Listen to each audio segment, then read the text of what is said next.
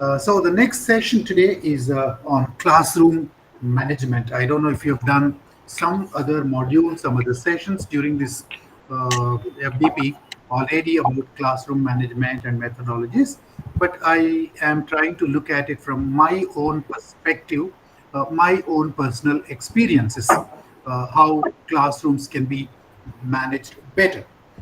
I think I told you earlier that I was a teacher for a very, very long time. I started teaching early when I was 22, and I continued teaching till I attained the age of 58. That was 36 long years of experience, and after that, I've been doing lots of teacher training workshops. So I've been a teacher and a trainer. From my own personal experience, what I think will benefit you will cover uh, in this session on classroom management. So let's move on. Can anybody tell me why do we need classroom management skills? I think this is one of the first questions that I asked you when I spoke to you about time management also. Why time management? Almost a similar question. Why do we need this?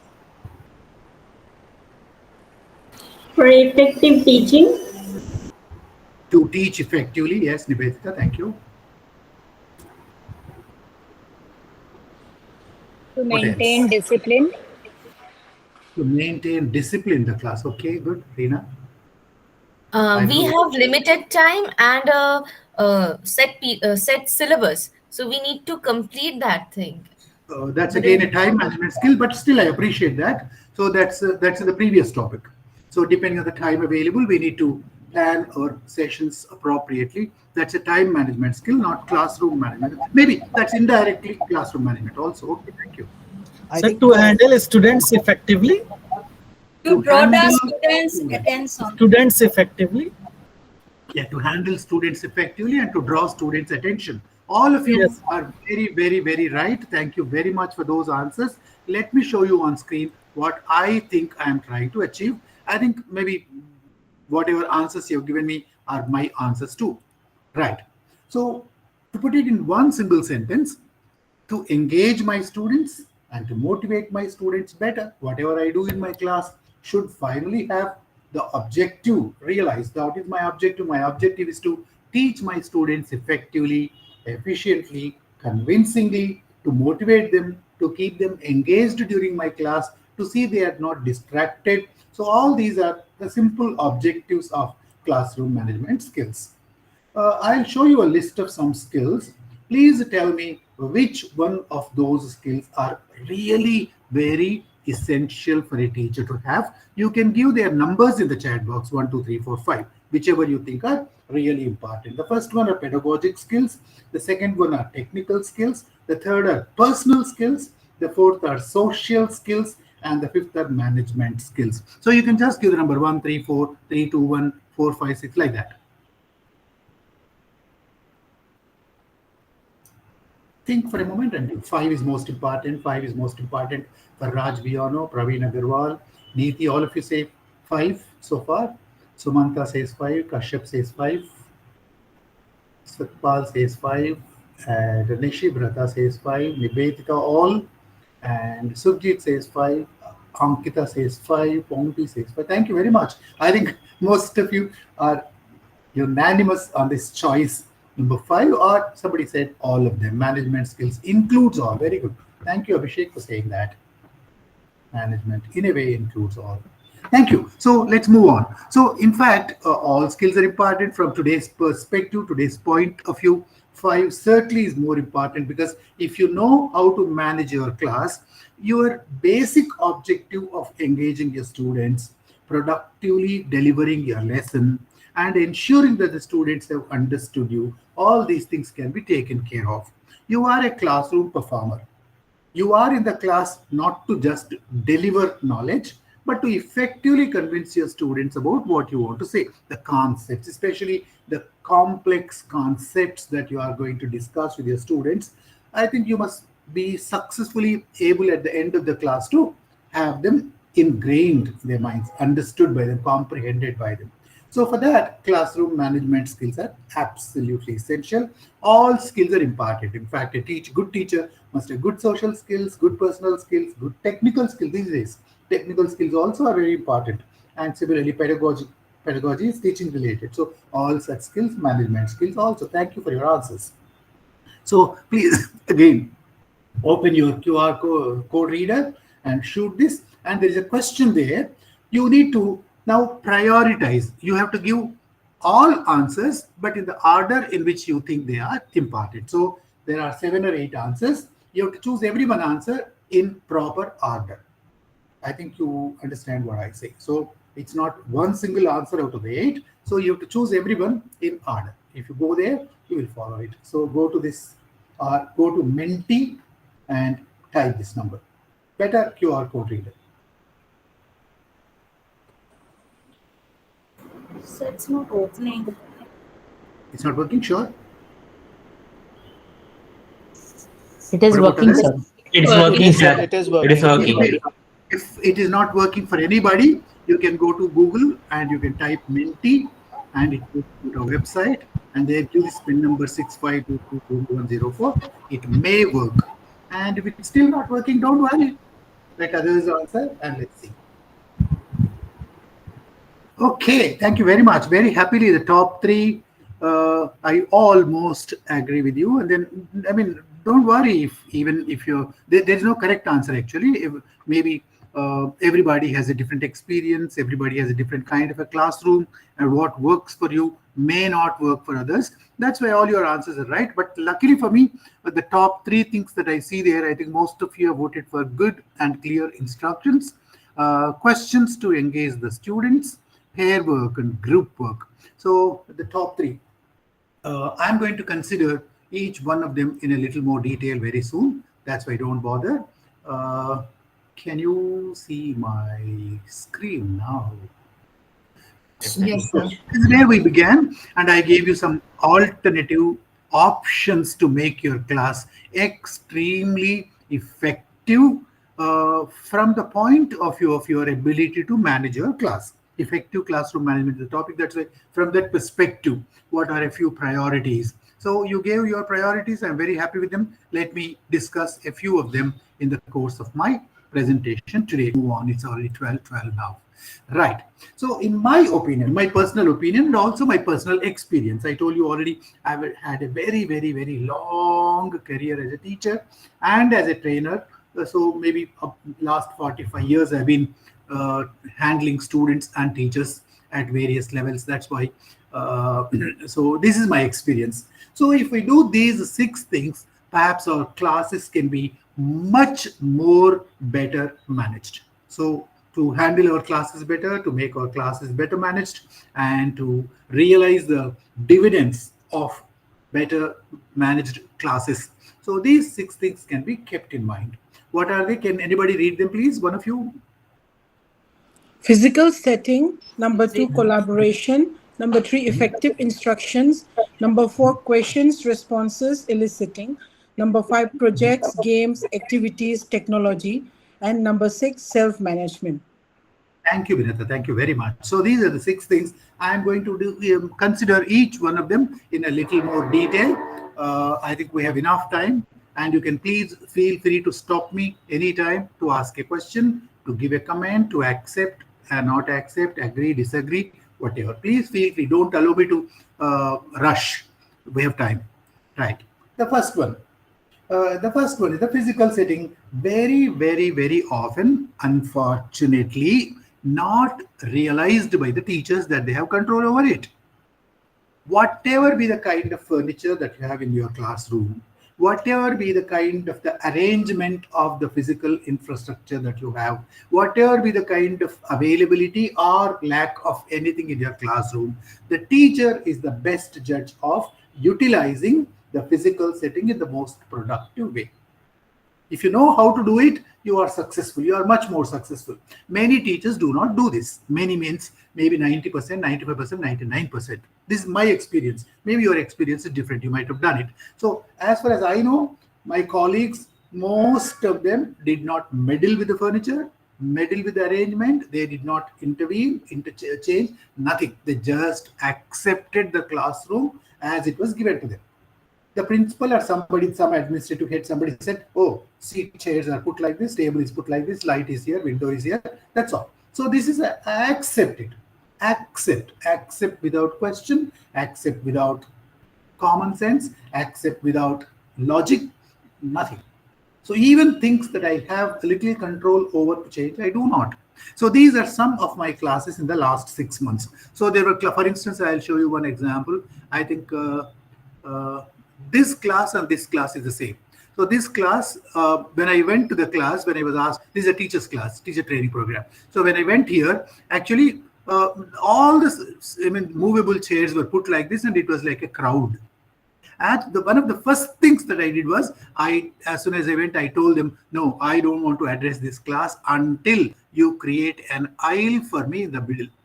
So please move your chairs to either side of the wall. So create enough space for me to move about. I cannot teach a class standing in the front. I cannot teach a class sitting. I cannot teach a class in a certain way. I cannot be stationary. My nature is to move about the whole class. I go around the class, of course, only when necessary, especially when students are engaged in activities, when they need my closer attention, I move about. So the class, it took hardly 1 minute for me. Because they were all teachers, that 1 minute made a huge difference to me. This class was extremely successful. Similarly, with other classes also. There is another example here. I was invited to do online TV lesson for English teachers in my state. So this was about 14 years ago. And immediately after I retired, I think within 3 months after I retired from government service, so I was invited to do a TV lesson. And my students were English lecturers, my colleagues rather. 4 months ago, they were my colleagues. And I was asked to do a class. And see, typically TV lessons are done like this. So there is a camera, I have to sit or stand in front of it. I have to use the board or don't use the board, whatever. And I sit here, and there is a videographer, and he's with the cameras, he's shooting the whole proceeding, and the lesson happens like that. But when the context was different, when I had so many teachers in front of me, I said, no, I don't want this setup. I want, this was a huge square kind of a hall, and the cameras were focusing on me, and the students could be seen only from behind. So the camera could not focus on the faces of the teachers. So when I went there, I told the cameraman, no, I don't want like this. I want the students also to be seen. The cameraman said it's not possible. Because we all had arrived there more than an hour earlier, I said, no, we are going to make some changes. So let them sit in a corner. This is actually a corner.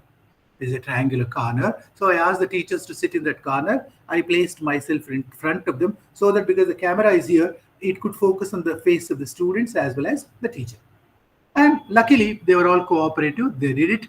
This was a 6-hour online live class. Live. So, nothing could go wrong. And then the whole state was watching it. More than 500 colleges were, watching it live, students and teachers. And naturally, we all had to be very careful. But the class this is all my video, my YouTube channel. In case I'll give you the link later at the end of the session. In case you want, you can watch my entire 6-hour class. Right. So the class was extremely successful. Why? Because one decision that I took, because of one change I made, because one request I made to the cameraman. Otherwise, I am 100% sure the class would not have been the same effective.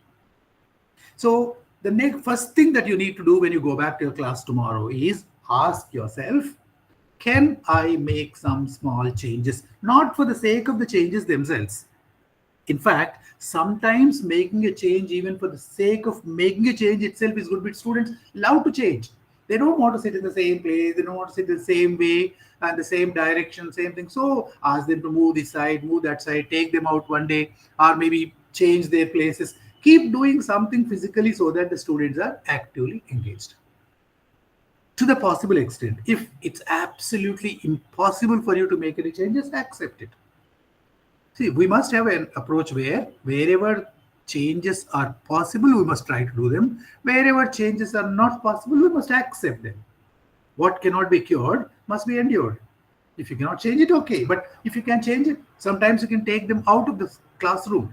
if it's possible, if your college allows it, if your principal is convinced, if you can convince your principal, or if your students are cooperative, or you can make them cooperative, or within the classroom, you can ask them to go this side, go that side, stand here, sit here, go that side, do whatever. I mean, about 4 or 5 years before I retired from government service, I was posted in all my life, my entire 37 years of teacher career was in rural areas, very highly interior rural areas. I retired from a place called Gajwel when the college was working in actually a shed. So for about 8 years, I worked there and I retired. So when I was there, what happened? I mean, there was a rectangular classroom, and there was a board on one side, and I had to stand near the board and teach the class. There was a main entrance door right on my right side. So in rural colleges, most students come late because of the buses getting delayed or whatever reasons. So because they come late, what happens every time a student entered, the whole class would get disturbed. The students would say hi to each other, and the latecomer would go and shake hands with students, and he would disturb the whole class. I am getting distracted. My students also are getting distracted. I went to the principal and I said, "Sir, please do me a favor. Remove this door, close this door completely, and open another door at the back of the hall. If you open another door at the back of the hall, if you create a new door at the back of the hall, latecomers will come from behind. Only I would be distracted. The students who have already come to the class do not even know that somebody else has come." The principal said there was no budget for that. We needed government permission. So you know how it works in government. It's not easy. So in fact, it took a long time, almost 1 year after I told the principal and after I pestered him over that. So the principal took a decision, and then he got a small budget for that. And finally, he did it to almost all the rooms that were there in the college. Believe me, that change made a huge change to my class, a huge impact. There were quite a lot of latecomers even later also, but I think nobody disturbed anybody. In fact, the students who sat in the front did not even know that somebody else had come, because I told them, I put some conditions in my class. I said those who come late should sit at the back. Those who come late should not drag the chairs. They should lift the chairs and move them, and they should make least possible noise when they come. So I gave them my own guidelines, and then luckily for my students followed, most of them followed them. I think my classes were much more successful, and it helped that the teachers also.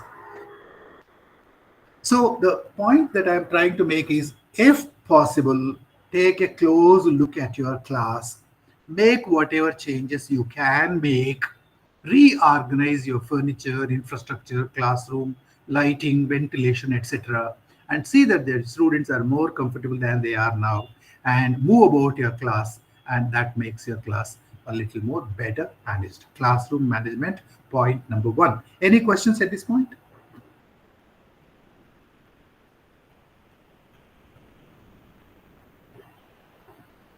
Don't worry about things that you cannot change, as I told you. So only consider things that can be done. If there is nothing that can be changed, if it's already good, or if it's bad but cannot be changed, okay. There are so many things that to reconcile with, no? The textbook is not good. What do? We cannot change the textbook. Right, move on. The second point that I'd like to make. As much as possible, as far as possible, to the possible extent, allow a lot of interaction in the class. Let the classroom be not one-sided. All the time the teacher has something to deliver. The teacher is the master of the class, and it's completely teacher-centered. The teacher delivers a class and goes away. This is an extremely bad class. Whatever subject, don't think it's only for language classes, science, whatever, arts, humanities, whatever subject you are teaching, whenever possible, to the possible extent, use pair work, use group work, use a group discussion, use a debate, use student participation. Somebody made a mention of that, role plays, whatever. But the students must be engaged in the class. Pair work and group work are excellent, because if you do role plays, only 2 students are participating and the other students are watching. But when you do pair work, like here, right, pair work, once it's through, each student facing another and talking to each other or doing something. These are, of course, are my teacher training workshops. Or a group work, when all teachers and students are sitting together and working on a topic. It must be subject related, not just for the sake of promoting general knowledge. If you are a physics teacher, give them a topic about physics that you've completed or a topic that is going to be done tomorrow and ask them to discuss. You can ask them to keep their textbooks open or closed, depending on the context. You can ask them to make notes or just speak to each other.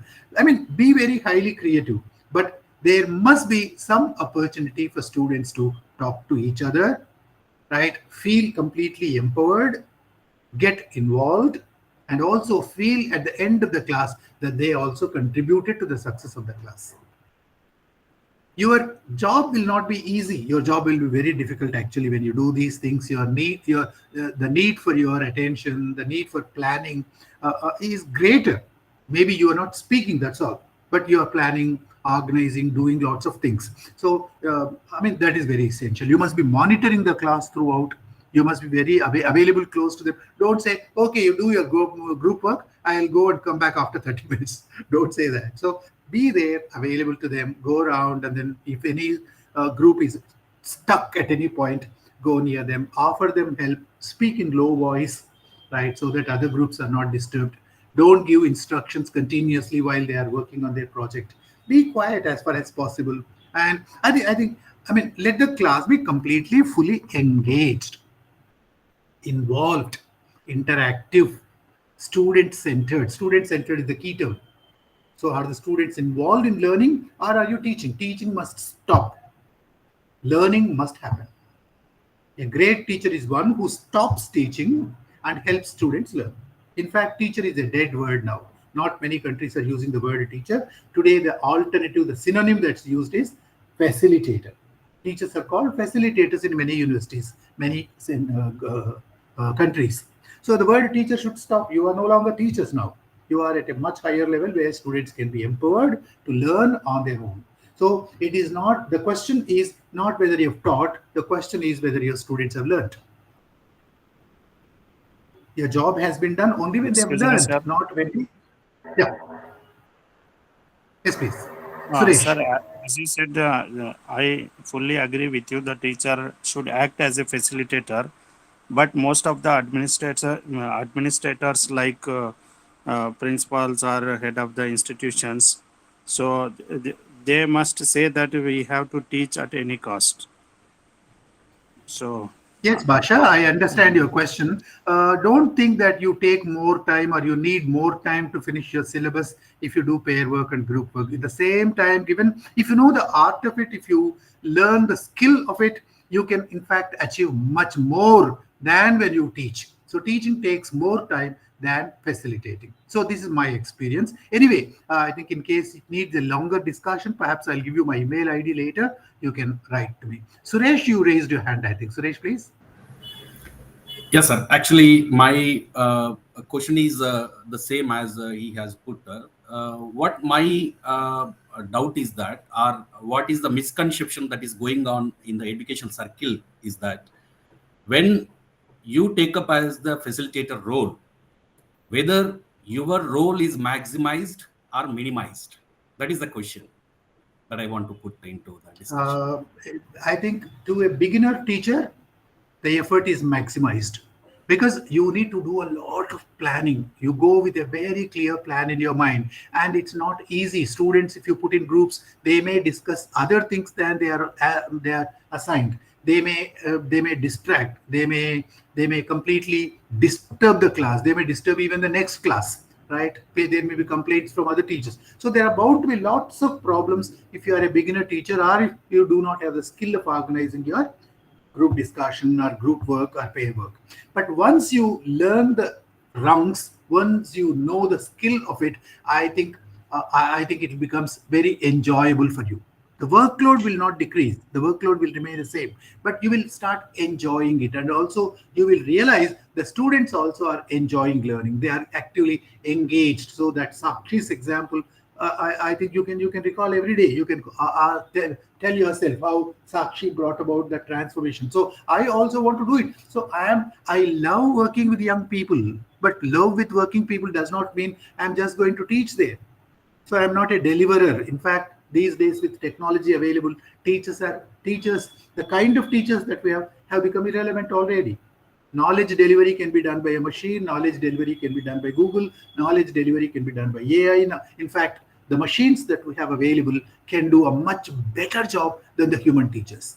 So what is the human teacher's job? The human teacher's job is to do something beyond what machines cannot do. And that's exactly where these kinds of techniques, these kinds of methodologies come in handy to us. So it both maximizes, minimizes. The physical work may be minimized, but the intellectual work continues to be maximized. Intellectual productivity also gets maximized. So both the answers. Any other question? Good. Thank you very much. So as I told you already, there is a warning here. The warning is pair work and group work are not easy to do in the beginning, and unless you become very, very comfortable with them.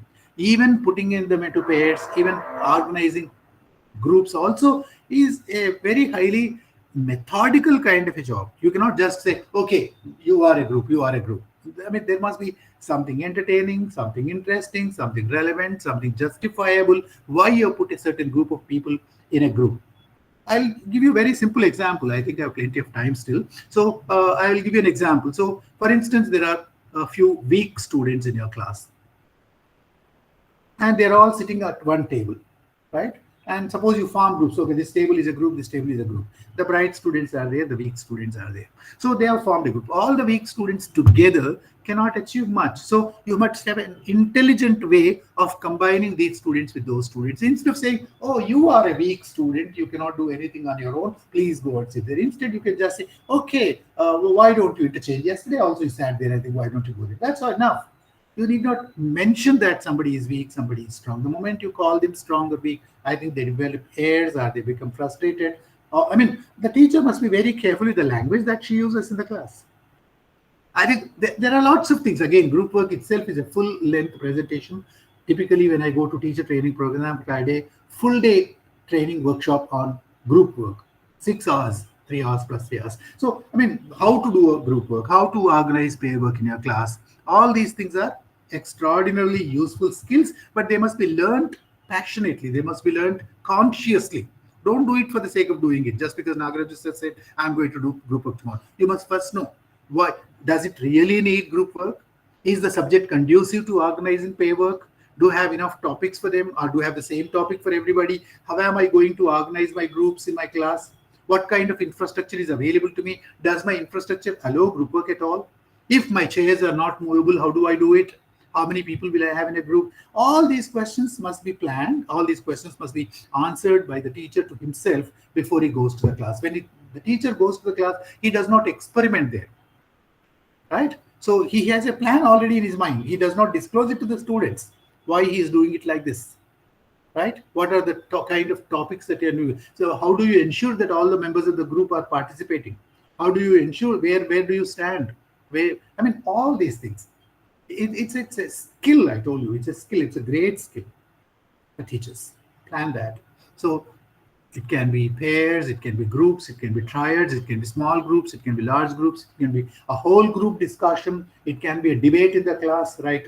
The whole class divided into 2 parts, and then the ideas are generated. It can be a brainstorm. Involving the students is what's important. That's where you become a facilitator. Okay, shall we move on to the third item? Yes, sir. Okay, right.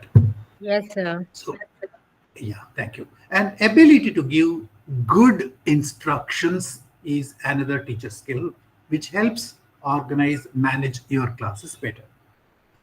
Giving good instructions is not telling, okay, all of you form a group. This is not an instruction, right? So instruction must be absolute. All of you read now. For instance, when I showed you that video, well, does anybody remember the instructions that I gave you before I showed you the video? What are 2 things that I Sir, told you you asked before? to see the video properly, and there will be few questions will be asked, and Right. how the teacher motivated the class is the most important Right. question to be answered. Correct. These are the So few all points. these instructions I gave before I showed you the video.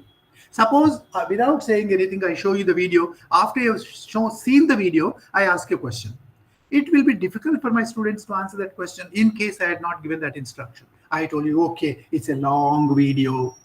Be prepared to watch it for 6 minutes. There are going to be some questions at the end. But one important question is this. You have to find your answer to this question. There is a teacher here who brings about a transformation. So I introduced the video properly, gave you some 4 or 5 instructions. I ensured that. And then finally I told you, okay, is that clear? Shall we start the video now? Only then I played the video. So if I did not do that, what happens? Unless we have a task given to us, usually we don't listen to things properly.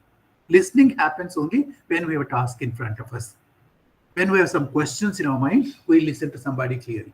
Listening is a very, very highly focused activity. Listening does not happen with ears. Listening happens with the mind.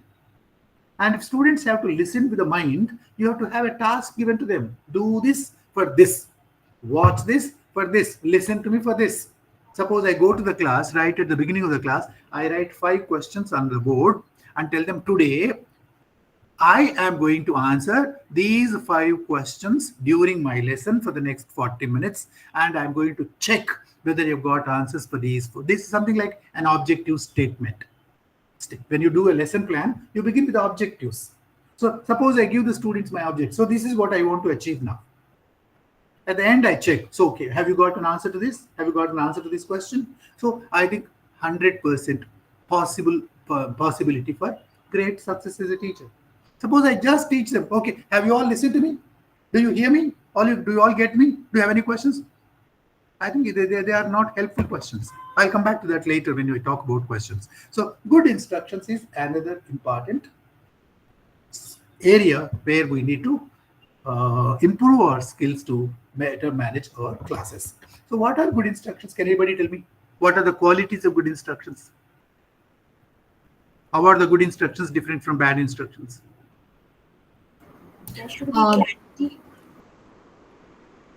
Yes?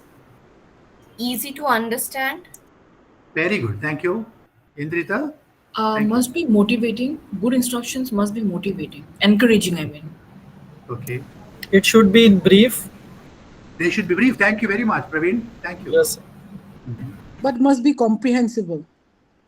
Must be precise and clear. Precise and clear. Satpal, thank you. Sir, bad instructions should be in positive manner. Yeah, they should be positive. Yes. Okay, let me show you what I have in my mind. So these are the qualities of good instructions. Good all instructions, like you all said, should be precise. Don't take too very long time to give instructions. Like a question paper starts with some instructions. Answer all the questions. Question 1 is compulsory. And this question carries so many marks, right? So some 3 or 4 instructions at the beginning, they are very essential. Otherwise, students may go wrong. They must be repeated if necessary, depending on the level of your students. When I am handling teachers, perhaps the repetition may not be necessary. But when I'm handling college students, perhaps I need to repeat my instructions a second time or sometimes a third time. Better still, after you give the instructions, you ask one of the students to repeat the instructions so that from their point of view, you will know whether they have understood them or not. They must be easy to follow. One of you said that, right? They must be short, not very long. They must be simple. Somebody said comprehensible, easy to understand, intelligible, in the easiest possible language at the level of the students. Don't use highly bombarding, highly verbose kind of language, which your students do not follow. Some teachers have a flair for using words that your students don't understand. Never do that. You may know 1,000 words, but use words that your students know. And if necessary, you can demonstrate them. Do like this, do this, do this, do this, right? Raise your hand. You can raise your hand and say, all of you, raise your hand if you know the answer, right? Clap once if this is true, right? Like that. So, I mean, there is a little, I think many students don't, many teachers unfortunately don't do this. Often you can ask, okay, I'm going to ask a question. If you know the answer, do this. So there is some physical involvement, no? And otherwise, one student who knows the answer answers all the questions and then the others do not get a response. So please wait till I ask you to answer. Don't immediately jump to the answer. Don't immediately shout your answer. Some such thing. All of you, please rise, sit down, clap once, clap twice, thump your table, some such thing. So they can be demonstrated also. If the teacher, I mean, not all instructions perhaps can be demonstrated, but there are a few things. Okay, fold your paper like this, right? Right. Do it like this. Some such thing. So demonstrate. All these are qualities of good instructions. There can be lots of other qualities also. Think of them, add to the list, but ask yourself, are my instructions precise, repeated, easy to follow, simple, etc., etc. So some good teachers that I had, at least a few of them, so they used to write down their instructions before they came to the class. Believe me, I mean, at the postgraduate level. So whatever instructions they gave in the class, the previous day, they would practice them. So they would write down 1, 2, 3, 4, 5. And I mean, they had great felicity with giving those instructions because they had practiced them. One of the photographs that I showed you earlier, I'll come back to that. This was my teacher, one Mr. George Bishop. So he taught me how to teach English language. So he was a senior English language fellow in America. He's called SELF. SELF stands for Senior English Language Fellow. So he was a SELF who had come to India to train us. This was about 25 years ago, not today, 25 years ago. I mean, he taught us some of those techniques. Like that, what I was trying to tell you is that if you practice your instructions beforehand, if you know the list of instructions that you're going to give, in what order, what logical sequence, they must be sequenced properly. If you give the wrong sequence, they all get confused. Okay, we'll do a small activity. All of you, please open your notebooks. Open a fresh page. Take your pens. I am going to give you a few instructions and you have to carefully follow them. Can somebody confirm if you are ready? Yes, sir. Yes, sir. So what will you have? You'll have a notebook and a pen with you and you have to carefully follow the instructions. Right. The instruction is, read all the instructions and follow them carefully before beginning answering. The time given to you is 2 minutes.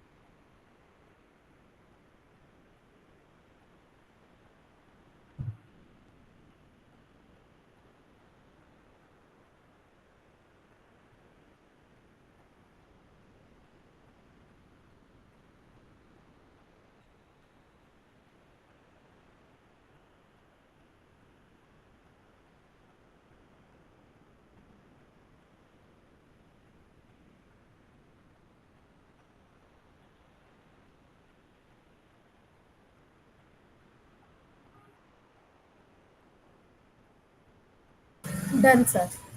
Good, good. So Indrita, Ishmita, Manasmita, Praveen, and a few others took hardly half a minute to follow the instructions because they understood the trick. There is a trick there. Done. So all of you can stop, even if you have not finished, don't worry. Listen to me, this is important. So the trick here is, what was the instruction here? These are not the instructions, these are the tasks. 1 to 8 are the tasks that you need to do. There is only one instruction here. What's the instruction? Read all the instructions and follow them carefully before The most important word is before beginning answering. Before you do anything, before you put your pen on paper, before you start writing, read all the instructions and follow them carefully. For your sake, I also read it. I showed it on the screen. I also read it. What's the trick here? So you are expected to read them before doing them. Because if you do them, what happens? You read the first one and you write your name there. You read the second one and you execute that. Till you come to the last one and you feel, uncomfortable because you made a mistake. What was the last one? Now that you've finished reading, answer only item 1 and ignore the rest.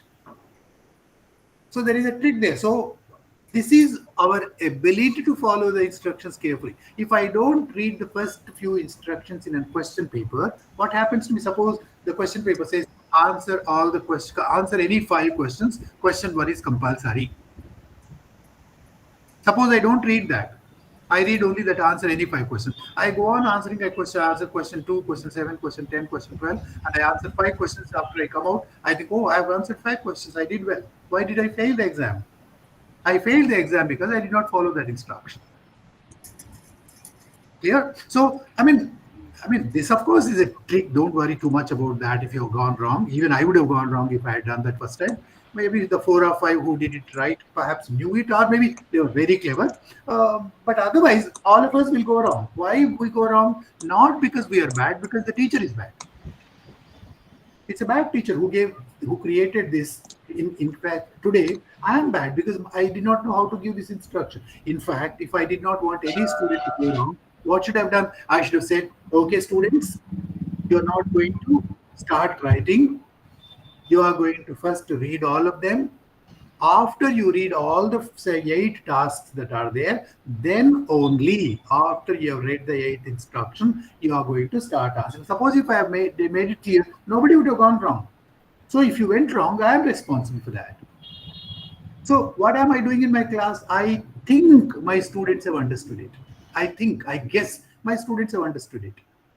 And I allow them to go wrong, and later I get angry with them. Bloody fellows have not been listening to me. I told you so many times, and then we get wild with them.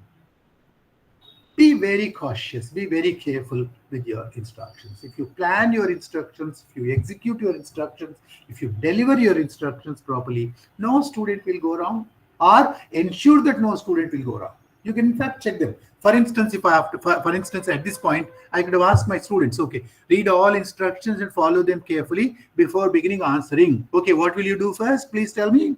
You're going to read them. How are you going to read them? You're going to read them carefully. When will you start answering? After reading the instructions. You must not begin answering before reading the instructions. Are you all clear? Do you have any questions? Shall we go ahead with the task? If you are ready, I'm going to show you the task. Yes, sir. Yes, sir. I am asking you once again, when will you start answering? After you read all the tasks. Don't immediately begin. Suppose I had taken so much care, no student would have gone wrong. Also, that max time in red is like a real factor to make an input. Yes, yes, yes. We need to be extremely cautious. Students perhaps are not paying attention to you. They are not clever enough to follow the intricacies of that. They are not mature enough to follow some complex instructions that we give. Or maybe they are distracted by lots of other things as well.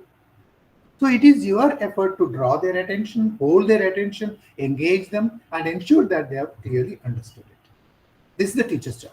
This is a classroom management technique. Check after you go back home when you start teaching tomorrow after this workshop is over.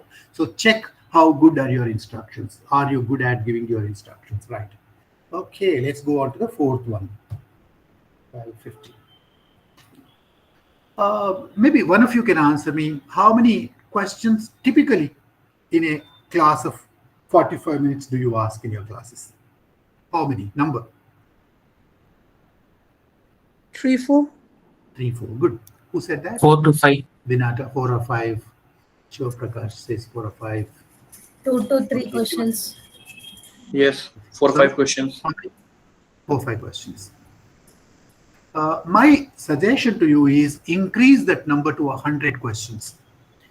In a class of 45 minutes, you can ask 100 questions instead of 4 to 5.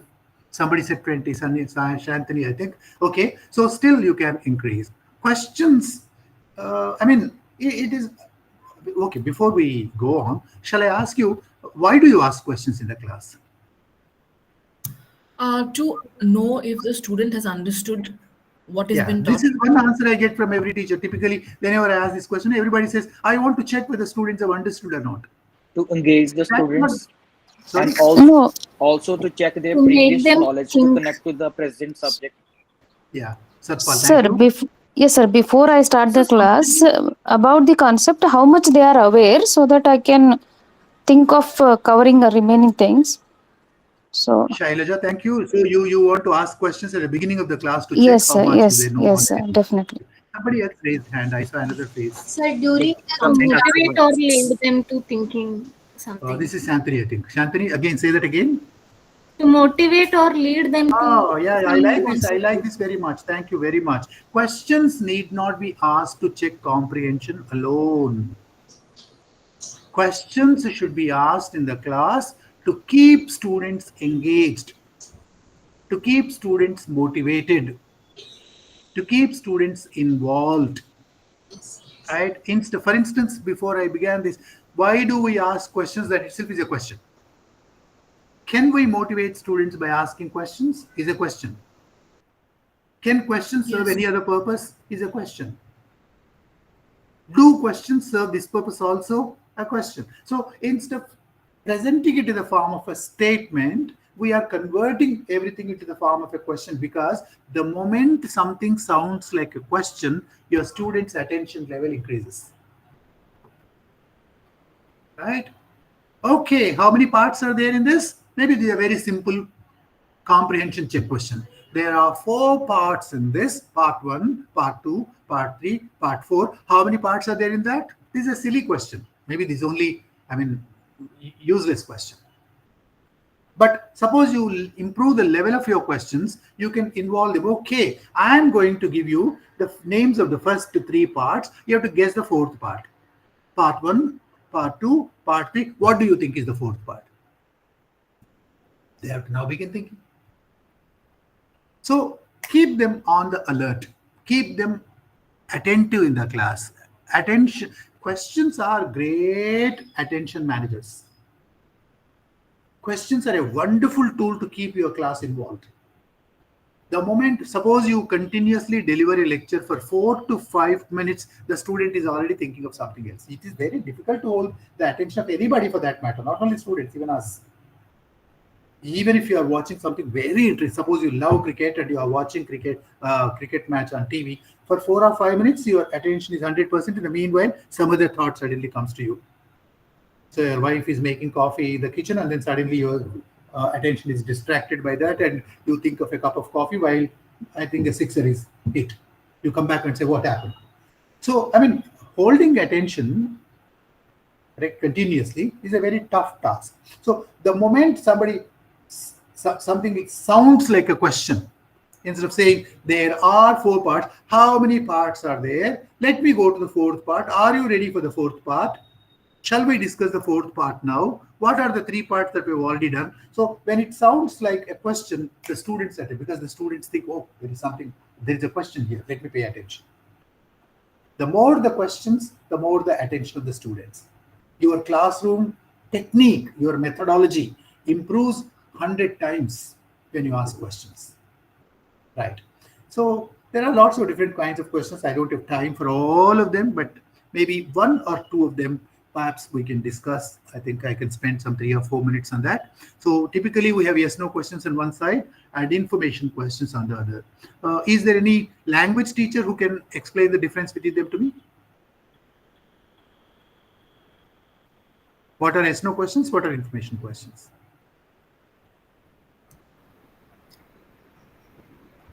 Sir, Yes, no questions are like close-ended, and questions, information is like open and whereas questions. Yes, Basha? yes, sir. Yes, no questions are close-ended questions. No. The close-ended questions are different. They are in a different. See, they are they are here in the different line. They need not be always close-ended. I mean, what is the difference between these two? The first two, yes, no questions and information questions. Sir, yes, no questions. Arijit, answer.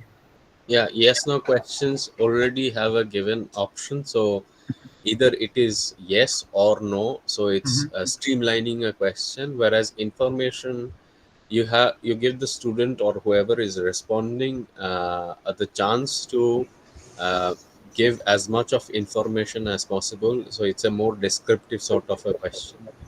Thank you very much. Very close to. So freedom is given for the respondent in the form of informations, whereas yes or no questions only they have to tick one.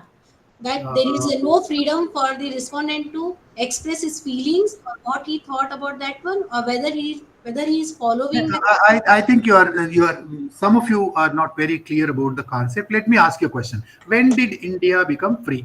What freedom is given to the student? Suppose I ask this question: when did India become free? That's not a yes no question, sure. What freedom is there? Everybody has to answer 1987, 1947. Is there freedom in that? But I think have the previous knowledge about that answer, sir. If they know the proper answer, then only they are able to write. Otherwise, Any question is like that, no? Even yes no question also. If they know the answer previously, they can answer. Otherwise, they cannot. It most of the time it is happens, sir. Ki bache only they will go on ticking yes or no random. That's a different thing. That's a different. Suppose I ask them when did India become free? They write 1947, 1946, 1950, whatever they can write. They can write. So let me explain to you. Let me explain to you. In yes no question, I think the element of reason is missing. We don't really. Where is reason? If I ask you when did India become free, where is reason in that? No, let me explain to you. I think some of you are not still clear on that. Simply put, yes no questions need either a yes or no. Sometimes not sure. Sometimes it's complicated. Sometimes it can be either, maybe. Some such answers are possible. Yes no questions have limited number of answers. Information questions also have a limited number of answers, but the difference is you have to give some information questions. You cannot say yes. If I ask you what's your name, you cannot say yes. If I ask you where are you from, no. These are not possible answers, right? So questions that cannot be answered with a single word yes or no are information questions. You have all those English questions that begin with the WH words are called information questions. What, why, where, when, who, whom, which, etc. If a question begins with these words, it's an information question. If a question begins with do, does, did, have, has, had, those auxiliary, we call them auxiliary verbs, helping verbs. So if a question begins with helping verbs, it's a yes no question. Do you speak French? You can say yes, you can say no. Yes, I can speak French. No, I can't speak French. Is a yes no question. How did you pick up French? Is an information question. I picked up French because I lived in France for 2 years. So that is some information that you're giving. This is the difference. I mean, some of you gave answer to the second question when I answered the first question. The first question was the difference between yes, no questions and the second question is close-ended and open. Here, your freedom and all that happens. Close-ended questions, again, can anybody distinguish between the two? What are close-ended and what are open-ended?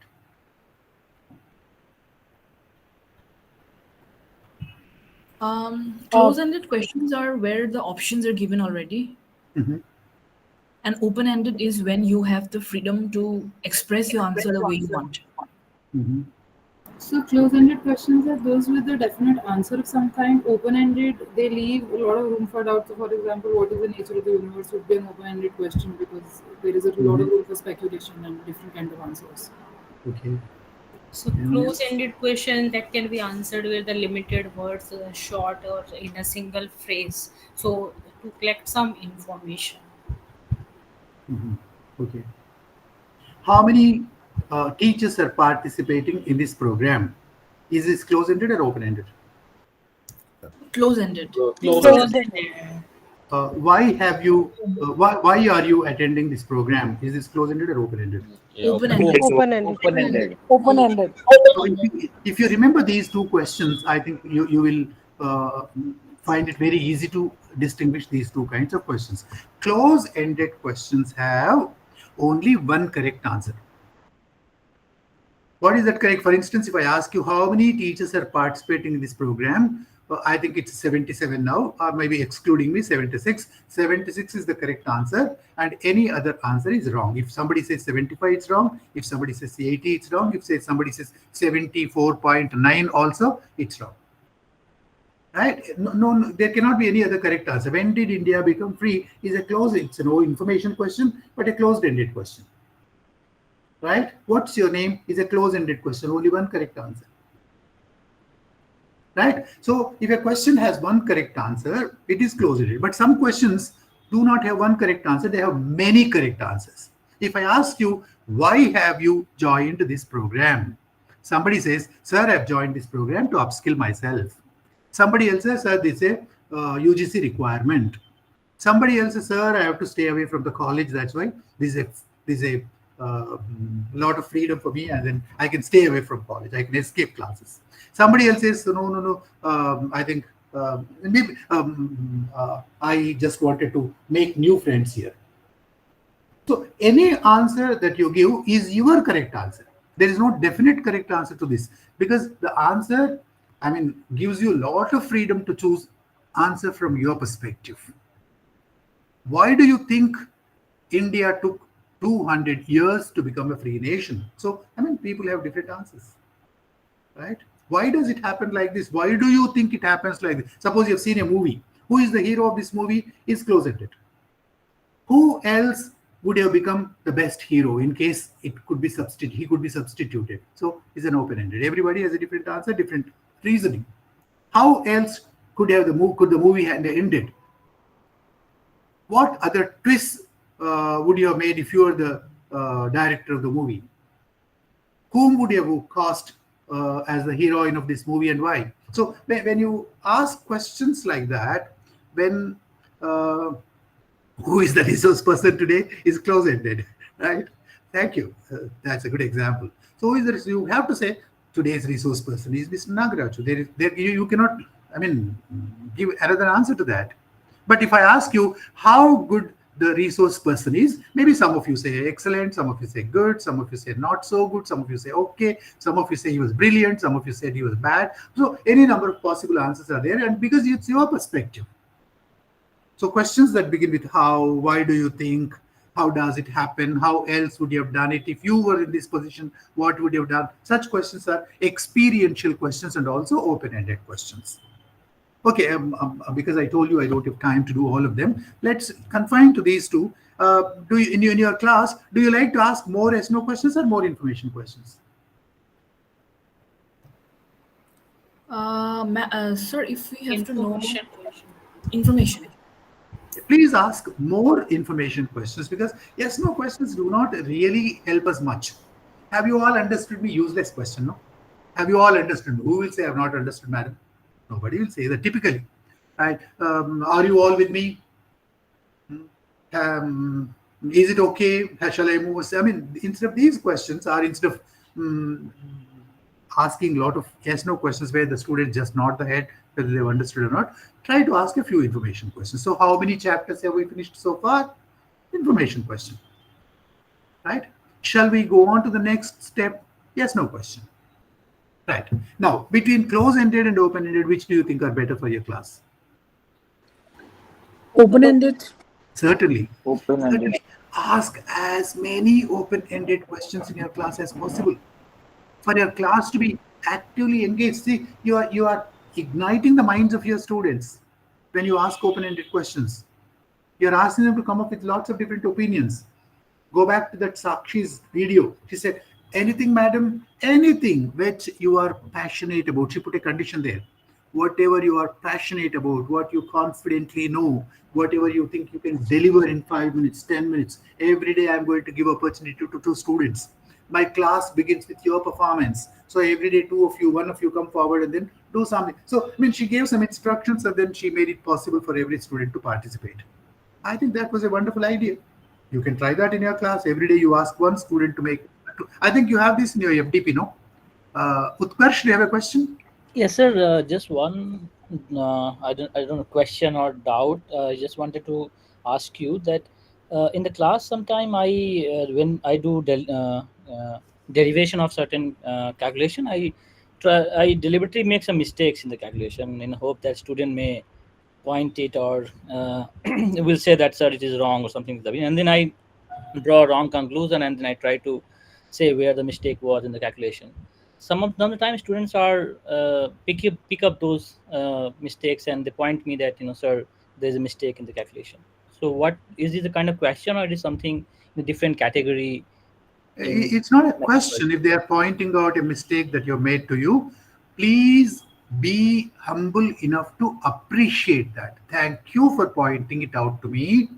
I feel honored to have been informed of the small mistakes that I make. It was oversight, or I did not understand this, or maybe I am completely wrong. I'll check it back and then come back to you tomorrow. Such good answer you can give. I think for a young teacher, it may be a little difficult, but it comes with practice. It comes with a little humility is essential.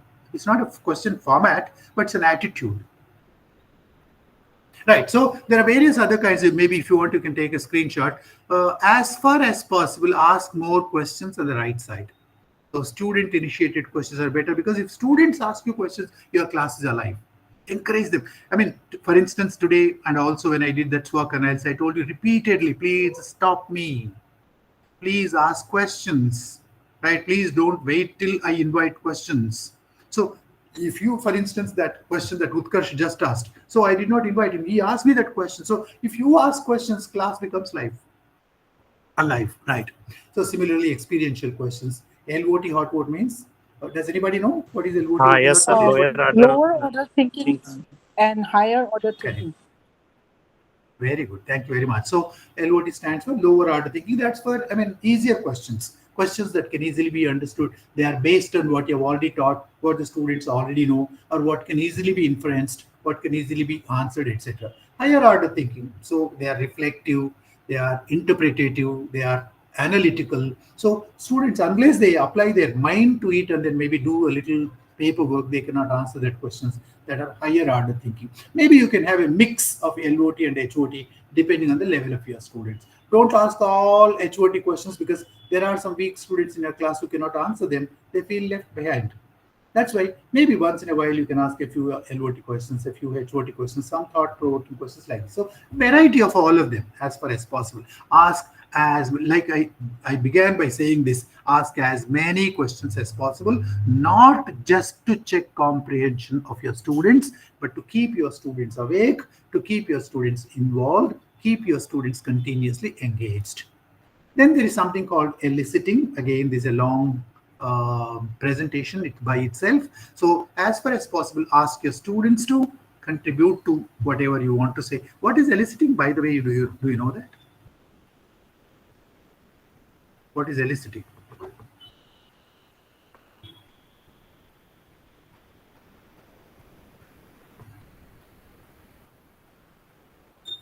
Anyone? I guess invigorating. Draw reaction from someone. Good. Draw reaction, draw answers from someone. Yes. Invigorating, or asking someone to take part. Inviting students to participate, right? Getting them engaged, involved, like questions. But they are slightly different from questions where the questions are to either check comprehension or to keep them awake. But here, students already know a few things which you can get from them directly. For instance, if I say, okay, there is a 6-letter word in English which starts with the letter F and it's a family relationship. What is that word? Father. That's all. So what have I done? You already know the word father. I have given you a clue. By giving a clue, I made it easy for you. Instead of writing the word father means this, etc., etc. So I've converted that into a form of a riddle or a puzzle or a clue, quiz, whatever. And sometimes I show a picture. Who do you think this is? What fruit do you think this is? What tree can it be? Or what kind of physical force is happening here? What kind of an equation is it? Depending on your subject. So if you draw it from your students, it's like drawing water from a well. So that is eliciting, getting it from the students. So getting it from students also needs some questions, some hints, some gestures, some pictures, etc. So by giving them some simple tips like that, some clues like that, so you can get it from the students themselves. Do it when you have a valid, justifiable reason to believe that your students already know it. Don't try to get something from your students which they do not know. Suppose you go to the class and say, what is my grandmother's name? Nobody will know your grandmother's name, even if you give the first letter, second letter, whatever. Nobody can guess it, right? So, whenever possible, elicit it from the students. So somebody has written, eliciting refers to the process of drawing out information. Very good, correct responses. You're right. This I leave. Yeah. So the next point is, so have as many projects, games, and activities in your class. So every day you can take the class one activity or some simple game. Even if you ask students to stand up and sit down, that's enough. Okay. Sometimes you ask your students to clap once, twice, whatever. Sometimes you ask your students to jump in joy. Some students ask shake hands with each other. Some such simple activity, a game. If you so this is one group in my class, so your answers will get point number 1, point number 2, some gamification or gaming, whatever. So that also is an excellent tool to manage your class. So I think there are lots of ideas and projects, games, and activities. You can think of your own, and to the extent that your subject allows them, or to the extent your creativity allows them, take them to the class. Then use technology that's available. So don't ask for technology. Don't immediately crave for technology that's not available. When I talk to teachers, typically they complain, sir, my college does not have a digital board. My college does not have a PowerPoint slideshow. Okay, if the blackboard is there, blackboard is your technology. Right? Whatever is available is your technology, but are you using it properly? There is a blackboard, but teachers don't know how to use the blackboard. Right? There is an LCD projector, but people do not know how to use a PPT or how to create their own PPTs. There is a digital board, but teachers do not know how to use digital boards. So, I mean, instead of complaining about what's not there, use what's there. This was a small classroom which I held about a year ago, where I used a whiteboard, I used a chart sheet, I used an LCD projector, I used a laptop, I used a slide presenter, I used a sound system, whatever was available, they were available, I used them. Right. So finally, the last slide. So apart from these 5 things that I talked to you about, the 6th thing that's very important to manage your class is your own well-being.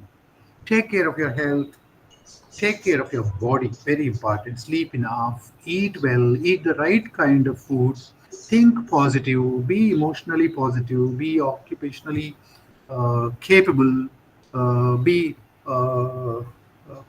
positive in every possible area, and do your best. If you go to your class passionately, if you go to your class with the enthusiasm of a young person who, who brings a charm to the class, who brings a liveliness to the class, who brings a positivity to the class, I think more than the subject that you teach, the kind of affability that you bring to the class, the kind of friendly attitude that you don't be a friend, but be friendly. There is a lot of difference between the two. So be friendly with your students, be approachable. Let students have the freedom to talk to you both inside the class and outside the class. Don't snub them. Right. So if you do all this, I think you take care of yourself, and that helps you a lot in your management of your class. Right. So there are, this last slide. So you can just make a list of a few things after the end of this class, some 3 or 4 areas in which your scope to improve. My instructions are not great. I'll focus on my instructions. I don't ask too many questions in my class. I'll ask more questions in my class. Right. My questioning ability is not great, or I don't give, I've never thought of managing my class from the infrastructure point of view. Tomorrow, I'll take a closer look at my class and then see if I can make any changes to the infrastructure, like that. So you ask yourself, this is kind of a SWOT analysis. So you analyze the opportunity available to you, and also the challenges that you have, your own strengths, your own weaknesses. From that point of view, see if you can make some changes to your class so that your classes are better managed. So that's where I stop. I told you I'll give you my mail address. This is my mail address, liamnagaraju@gmail.com. And this is my mobile number. I use WhatsApp on the same number in case you have any questions. Please feel free to write to me. I also told you that some of my lessons are available on youtube.com. And I also told you about my video lesson that I did, which is 6 hours long in 4 parts. That and many, maybe almost 100 lessons that I delivered are available here. The slideshow that I'm using now is available to you on slideshare.net. You can directly go and use it in case you want to give a similar presentation anywhere. I'm on Facebook also. So thank you very much for this wonderful opportunity. This is my time. This is 1:14. We have just a minute left. In case you have 1 or 2 questions, I think I can take them. Thank you. Thank you, sir. Thank you, sir. Thank you, sir. Thank you for your wonderful Thank you so much, presentation. sir. Thank you, It was sir. very Thank you, ma'am. so much. Good luck, everybody. Thank you, sir. Thank you. Thank you, sir. Thank you, sir. Sir, actually, your presentation was finished on time. I would like to request Nishabita ma'am to propose the vote of thanks. At the outset, I would again like to tell sir that my second observation is again that whatever is in your control, you could again, like for the second time, because finishing the class was in your control, so you finished it on time. It is 1:15 and you finished. You gave us the break on time. That was 11:30. And secondly, sir, the session that you have held previously, that is on the SWOT analysis, including today's, they are both very thought-provoking lessons for me, and I am sure that it is the same for everyone else as well. So I take this to our esteemed resource person for today's very enlightening and thought-provoking session on time management and class management. Your insights have been invaluable, and I am hoping and I am pretty sure that it will undoubtedly help us become more efficient and effective in our respective professional roles. With this, sir, I thank you once again and hope to see you in some other session again. Thank you so much, sir. Over to you, Sangeeta ma'am. Thank you, Nishabita ma'am.